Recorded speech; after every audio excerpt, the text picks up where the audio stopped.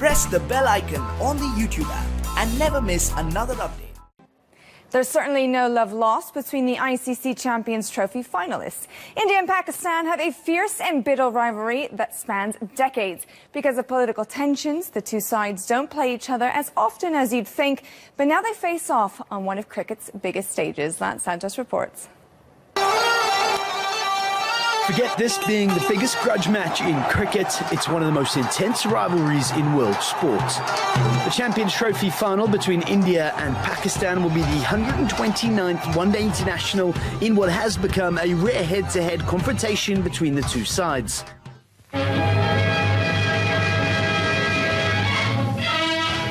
The first days of June saw the speeding up of history-making in New Delhi. It meant partition of India, partition of the Punjab, Bengal and Assam, if so desired. Hostilities off the pitch go way back to 1947, where India was partitioned into two nations, one of them being Pakistan. The bloody legacy of the divide and arguments over territory added to the growth of an intense rivalry on the cricket field. Even last week, before the sides met in the group stages, protesters across India wanted the game to be called off due to rising political tensions between the two nations. The final on Sunday is expected to attract a little over 1 billion viewers. Pakistani fans look away now as the history between the two is rather one-sided. In ICC tournaments, India have beaten Pakistan 11 times. At the World Cup, Pakistan have never beaten their neighbours. The same goes for the World T20, where India lead 4-0. But Pakistan seem to do better at the Champions Trophy, where the fixtures are even at 2 apiece. So even though history is on India's side, Pakistan are in fine form and probably had the tougher route to the final. Previous encounters will count for nothing, though, come Sunday, where tempers will fray and there'll be more than the odd bouncer thrown in for good measure, as 1/7 of the world's population is expected to tune in for a grudge match like no other. And what a sporting rivalry it has been between these two nations. Now, someone who knows well enough what it's like to line up in this fixture is former Indian international Rohan Gavaskar, who joins us now from London. Rohan, thank you very much for coming on the show. Now, before we get into the technical aspect of these two teams, you have played against Pakistan twice during your career. And given that it's one of the most watched sporting events in the world, can you tell us what it's like from a player's perspective in the dressing room and out on the field? Oh, it's the big one. There's no question about it. As an Indian player or a Pakistani player, this is the big one. India-Pakistan don't play bilateral series anymore. The only time they face off against each other is when they're playing in an ICC event, which is either the Champions Trophy or the T20 World Cup or the World Cup. Even the fans watching, I mean, they get a lot more nervous. There's a lot more riding on a victory or a defeat. So look, it's a big one. There are going to be thousands of Indian fans at the Oval come Sunday, but what about the fact that at home you've got about 1 billion people who are probably going to be tuning in and watching this? How much extra added pressure will that give, especially given the expectation that they're probably expecting their boys to win?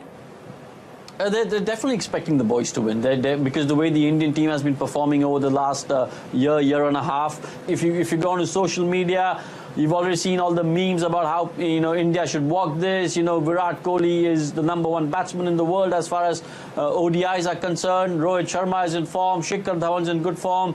And you've already beaten Pakistan once in the tournament, and quite comprehensively, if I may add. So look, there's definitely more pressure on the Indian team because at the moment everyone's billing India as the favourites. Pakistan are definitely the underdogs.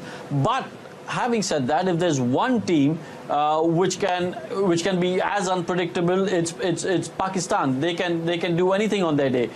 And if you had to pick player by player for in terms of potential and talent, the Indian team at the moment, without any bias, I've got to say, is far stronger than the Pakistani team. But look, if I was part of the Indian team at the moment, I would look at that as a positive. I would say that, look, we're going in the right direction. Forget that we're playing Pakistan. You've got to try and keep that aside and focus on what you can do. Focus on your ability. Focus on your skill set. If we do that, like I said earlier, we should win this game.